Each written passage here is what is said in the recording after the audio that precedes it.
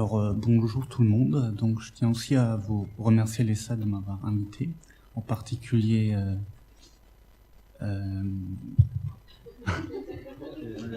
suis un peu stressé.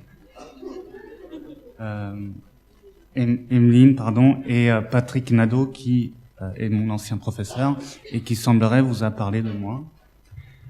Voilà. Donc en fait, moi, je suis d'origine franco-allemande. J'ai passé toute ma jeunesse en Allemagne et je suis arrivé un peu par hasard à l'ESA de Reims. Je savais que je voulais faire des études de design ou d'art et j'en garde un très bon souvenir parce que pour moi, c'était un vrai espace de liberté. Je me souviens d'avoir beaucoup expérimenté et les professeurs nous encourageaient à beaucoup expérimenter. Ça m'a beaucoup plu. Je me rends compte aussi de rencontres passionnantes avec les professeurs. En effet, je viens plutôt d'un milieu je viens pas d'une famille d'artistes en fait, donc la découverte ou la rencontre avec des gens tels que Konrad Loder, Philippe Maillot, Marc Bretillot, Patrick Nadeau, etc. C'était une vraie découverte et ça m'a vraiment passionné. Voilà. Et donc voici ici un peu. En fait, dans cette présentation, je vais vous montrer mon parcours, qui en effet n'est pas linéaire, comme ça a été déjà dit tout à l'heure. Un parcours, c'est pas forcément en ligne droite. Ça n'a pas été le cas pour moi parce qu'en fait, mon travail a évolué en fonction de mes envies, de mes centres d'intérêt au fil des années. Et en effet, il n'y a pas de recette. Voilà, donc en fait, j'étais à l'ESA de Reims de 98 à 2003. J'ai fait un DNSEP.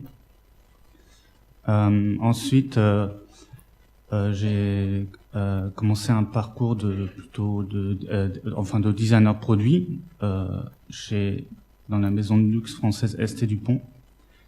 Ensuite, j'ai travaillé en tant que designer freelance. J'ai essayé de monter mon propre studio. Et petit à petit, parce que j'ai depuis toujours un très grand intérêt pour les recherches plastiques, je suis devenu plasticien. Depuis maintenant, on va dire 3 ans environ.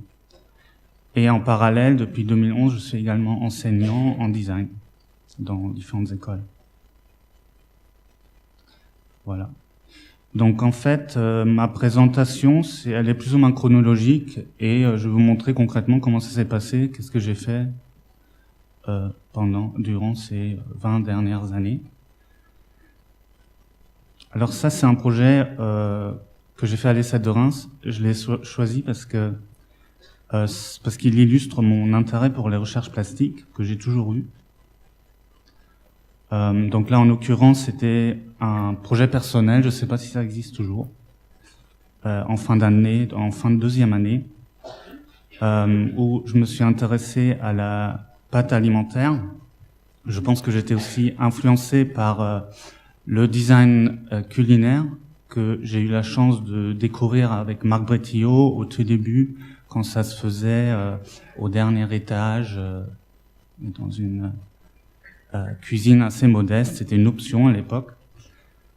Donc voilà. Alors en fait, le but c'était d'essayer de dessiner une pâte alimentaire innovante.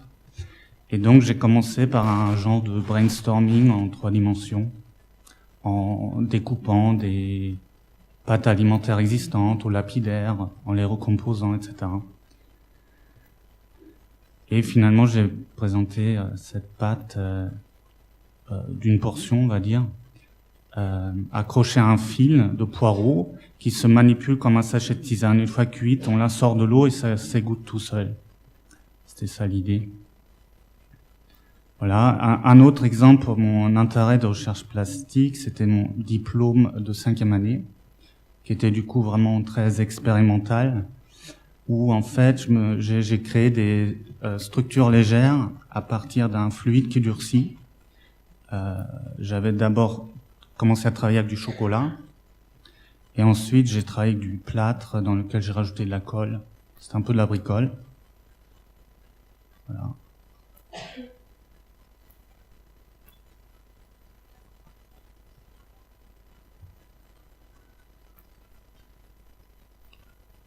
Alors ensuite, après le diplôme, j'avoue que j'étais un peu perdu parce qu'on n'était pas du tout préparé à quitter l'école. Donc voilà, j'ai mis j'ai mis un peu de temps à... Bon, j'ai commencé à travailler un peu pour des anciens professeurs, etc. Mais j'ai fini par être embauché par la maison ST Dupont, qui est une maison de luxe française très ancienne, où j'étais designer intégré pendant 3 ans. Et c'était une expérience vraiment intéressante parce qu'en fait, je n'avais jamais mis les pieds dans une grosse entreprise. J'ai appris à travailler avec un marketing, etc., à travailler sur sur l'ADN d'une marque. Et en l'occurrence, c'était l'orfèvrerie que l'on voit à gauche et le travail de la laque de Chine, qui est une laque naturelle qui est appliquée sur des produits en métal et cuite au four. Voilà. Et par ailleurs, c'est intéressant parce que ST Dupont a une usine en Haute-Savoie, donc on y allait une fois par mois, on travaillait avec les ingénieurs sur les produits. C'était assez formateur. Voilà le genre de produits que j'ai dessiné avec les codes de la marque. La pointe de diamant, c'est un motif orfèvre, et la laque. Alors, j'ai aussi eu la chance de dessiner les boussons de manchette de James Bond dans Casino Royale. Donc, c'était assez marrant. Qui ont une forme assez dynamique à l'image du personnage du film.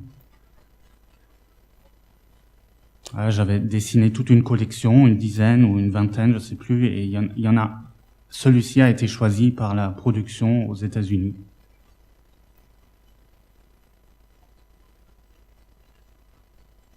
Ensuite, il y a eu un plan social, et vu que j'étais le plus jeune et j'étais célibataire, enfin non, j'étais pas célibataire, mais j'avais pas encore d'enfant.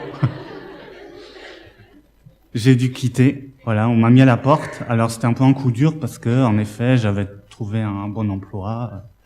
Je gagnais pas trop mal ma vie. Voilà, mais en fait, avec du recul, c'est la meilleure chose qui pouvait m'arriver parce que je me suis reconcentré sur mon propre travail, que j'estimais quand même plus intéressant que de dessiner en permanence des boutons de manchette, des ceintures, des choses comme ça. Voilà. Et en fait, donc dans un premier temps, j'ai commencé à écrire des lettres de motivation pour essayer de retrouver du travail, tout ça, mais c'est vraiment pas mon truc. Donc ma stratégie, c'était plutôt de produire des choses et essayer de les montrer dans des salons pour jeunes designers, etc. Pour essayer de monter ma propre activité, peut-être avoir des commandes, etc.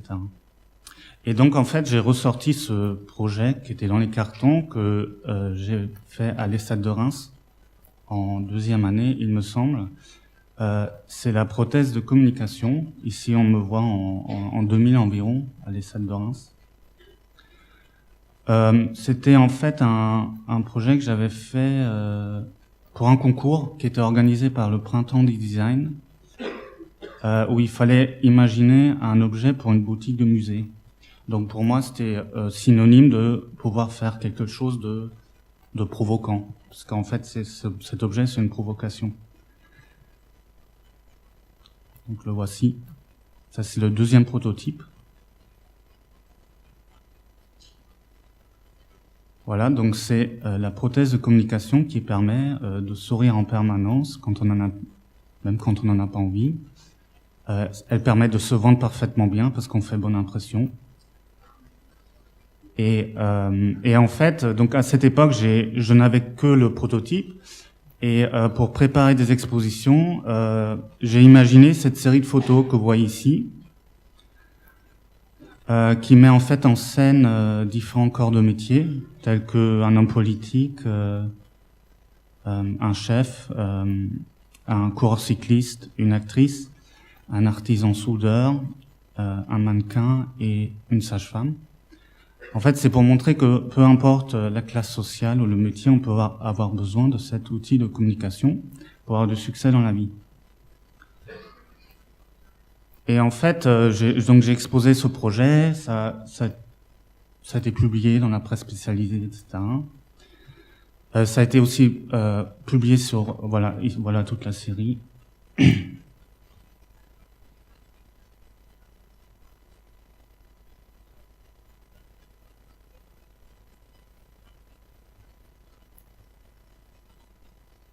Donc j'imaginais les personnages, j'ai collecté tous les accessoires, etc.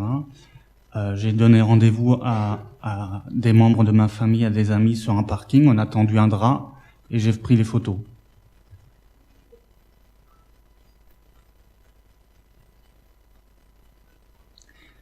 Voilà, donc ça a été publié dans la presse spécialisée. Et comme ça peut être le cas aujourd'hui avec Internet, ça a fait comme un espèce de petit buzz. C'est atterri sur un tas de blogs. Et un beau jour, c'était en 2011, j'ai reçu un email du MoMA de New York qui m'a invité à exposer ce projet dans une exposition intitulée Talk to Me, qui parlait de la communication entre les hommes et les objets. Donc, comme vous pouvez imaginer, j'étais super content. Je suis également allé au vernissage au MoMA New York, à mes propres frais, mais je vous laisse surtout pas rater ça.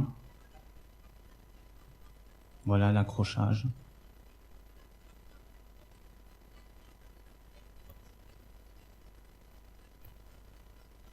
Ça a aussi été publié dans le New York Times.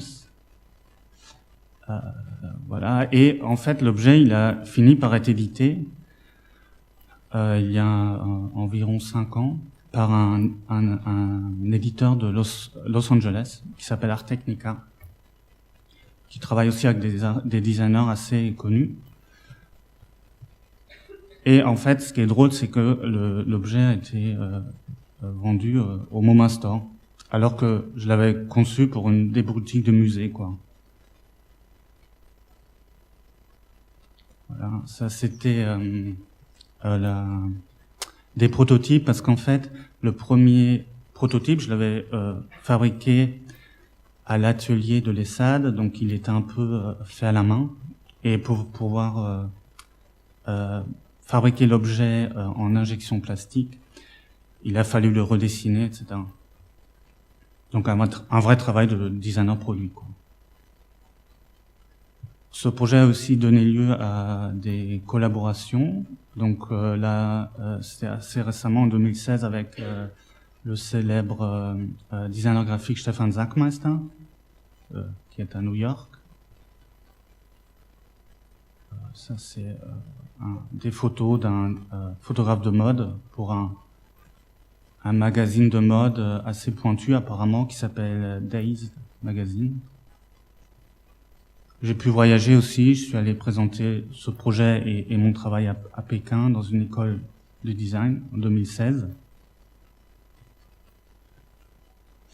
Et un projet d'exposition en 2015, me semble-t-il, à Cologne et à Vienne, organisé par Olympus, les appareils photo, où en fait les visiteurs devaient se mettre en scène dans l'œuvre ou avec l'œuvre. Et donc on a imaginé une espèce de performance. Ils avaient acheté 1500 prothèses pour l'événement et c'était vraiment très drôle. Parce que les gens, voilà, ils ont adoré se mettre en scène. C'est des photos que j'ai prises lors du vernissage.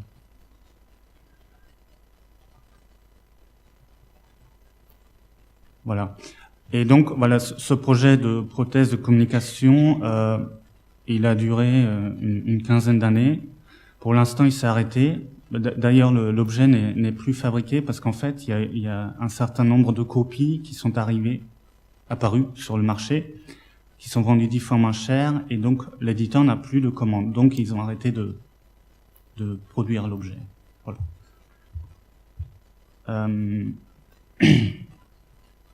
Alors, en parallèle, bien sûr, j'ai pas fait que ça. Pardon.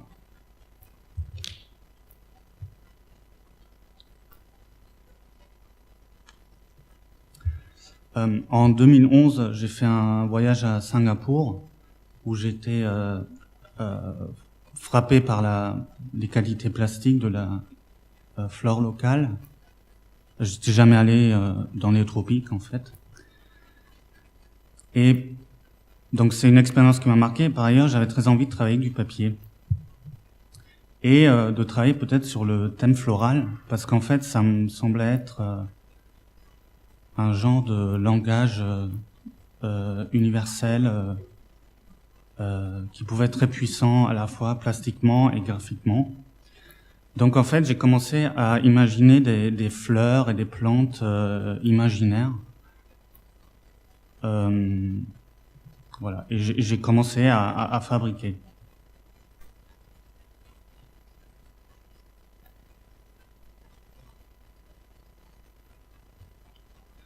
Donc au départ, ces objets étaient assez petits. J'ai commencé à faire des installations, comme ici au Festival du Design de Berlin. Ici, c'était une installation pendant Maison et Objets, me semble-t-il, dans le showroom de l'éditeur italien Capellini à Paris. Et ce travail sur les fleurs, il a également été publié sur Internet et ça m'a même permis d'avoir des commandes. Ici, en l'occurrence, de la société américaine AOL qui m'a commandé des illustrations que j'ai fabriquées à partir de photos de fleurs en papier que j'ai fabriquées.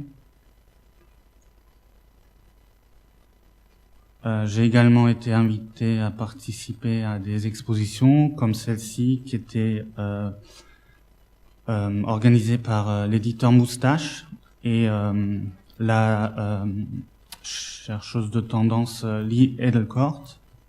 Donc c'était en 2015. Mes fleurs sont devenues de plus en plus grosses et je commençais aussi à les décorer à la main, donc ça devenait des pièces uniques. Le cœur de la fleur, vous voyez, ce sont des découpes très fines que j'ai réalisées au plotter, avec lequel je commençais à beaucoup travailler à cette époque. En fait, c'est une petite machine qui permet de faire de la découpe numérique avec du papier. À la base, c'est utilisé par des gens qui font du scrapbooking.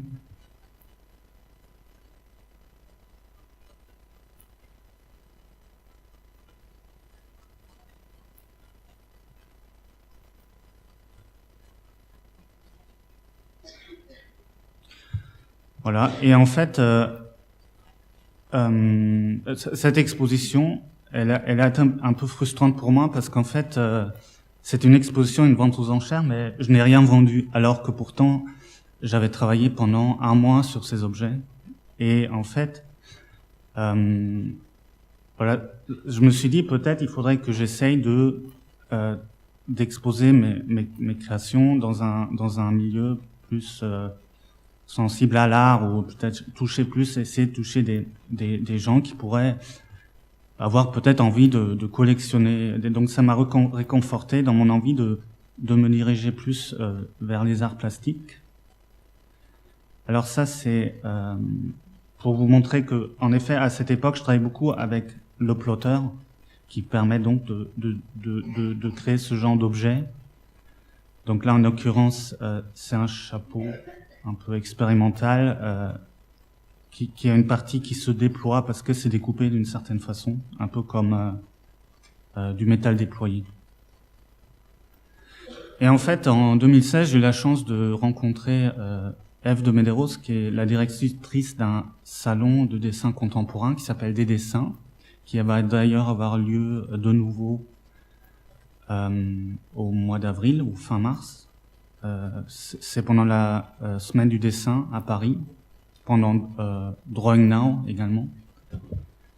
Voilà. Et en fait, j'ai eu l'occasion d'exposer dans ce salon. pour lequel j'ai conçu un mobile floral monumental. Donc voici le projet. Voici le mobile installé sous une verrière que j'ai appelé le paradis. C'est une certaine idée du paradis.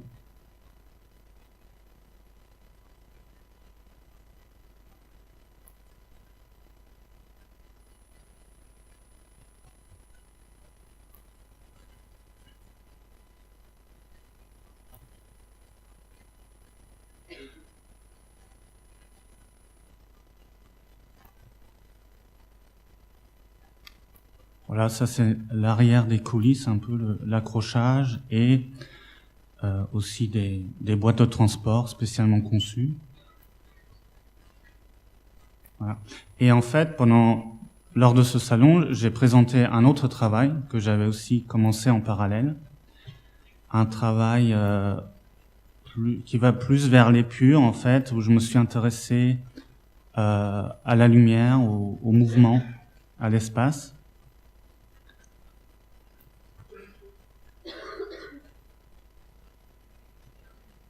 C'est un travail qui est basé sur, comme on le voit ici, cette petite forme pliée et découpée et pliée. J'appelle cette unité de base un micro-réflecteur, parce qu'en effet, c'est une petite forme circulaire que j'oriente dans l'espace selon différentes logiques, et cette forme, elle reflète la lumière, elle crée une ombre portée.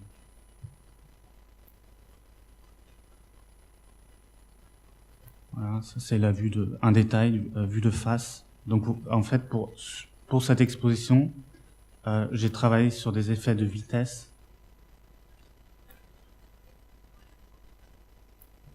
Et en fait, oui. Ah. Et en fait, ce travail, c'est un travail à la fois sur ordinateur, car je compose les fichiers qui servent à découper les œuvres avec Illustrator, que vous connaissez tous. Et ensuite, c'est découpé par un plotter industriel, donc c'est de la découpe numérique avec une lame que je fais sous-traiter en fait. Et ensuite, il y a toute une phase manuelle qui consiste à activer chaque réflecteur à la main. Donc il y a un côté très répétitif et presque hypnotique à activer tous ces réflecteurs. Et il peut y en avoir beaucoup. Dans une de mes dernières expositions, il y en avait 450 000. Et en fait, donc ce salon c'était en 2016 et j'ai eu la chance de rencontrer un galeriste qui m'a proposé quelques mois plus tard, en septembre, une première exposition personnelle. Je vais vous montrer le film de l'exposition.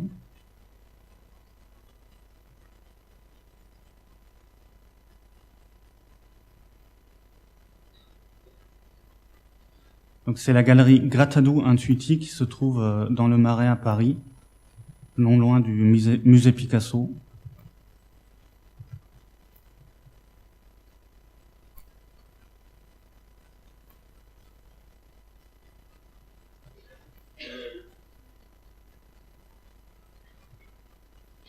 Et en fait, pour cette exposition, j'avais travaillé sur des dégradés de lumière.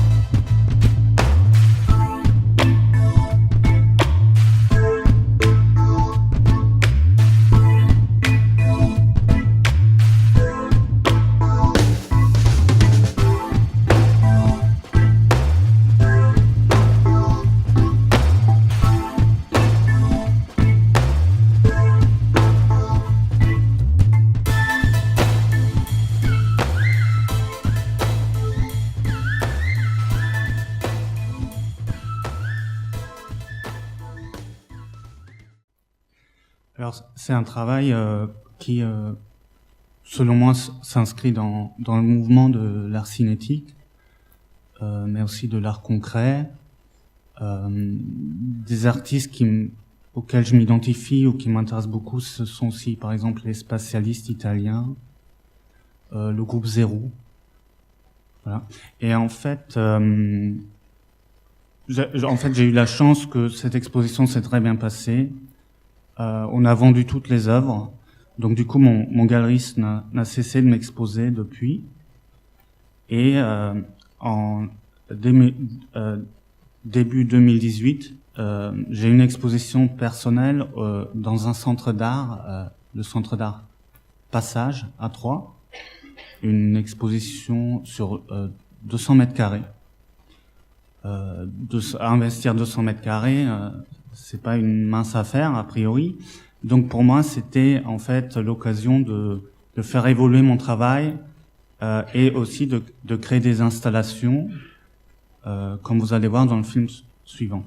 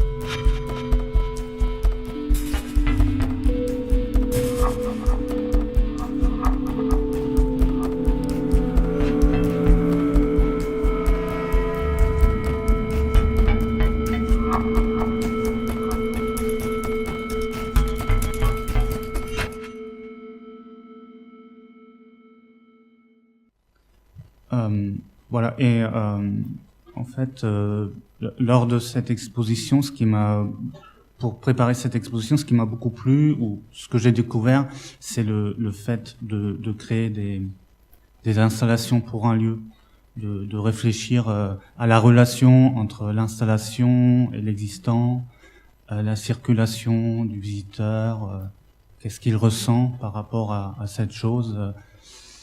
Voilà, je trouvais ça vraiment passionnant. Ensuite, je vais vous montrer, juste pour terminer, mon portfolio actuel. En fait, ça c'est ce que j'ai fait ces 2 dernières années.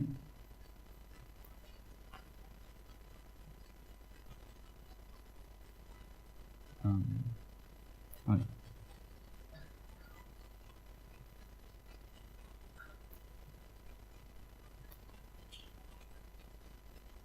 Voilà, surtout en fait, ça c'est mon dernier projet. C'était pour la Nuit Blanche à Kyoto, où j'ai exposé en octobre dernier dans un temple. Et pour cette exposition, je me suis intéressé au wabi-sabi, qui est un dogme esthétique japonais qui porte sur l'aléatoire, sur l'imparfait, sur le grain. Alors que jusqu'à présent, sur ce travail avec les réflecteurs, j'étais plutôt sur des compositions assez géométriques, voire symétriques. Donc ça, c'est des travaux préparatoires. Et voici l'installation que j'ai faite à Kyoto, dans un temple, avec un jardin magnifique. J'ai conçu cette installation qui était composée de 3 écrans. Je les appelle plutôt des membranes cinétiques en papier. J'ai conçu cette installation pour qu'on puisse la voir surtout à contre-jour, car ces membranes en papier noir me font penser à des vitraux. Voilà.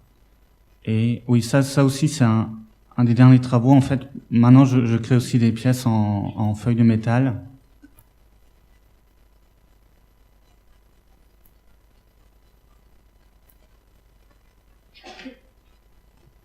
Qui sont découpées avec de la découpe chimique. Donc je fais réaliser par une société qui travaille beaucoup pour l'aéronautique. C'est une technique, la découpe chimique, qui permet de découper le métal d'une façon très précise. Voilà, en fait, j'ai terminé. En gros, je vous remercie de m'avoir écouté.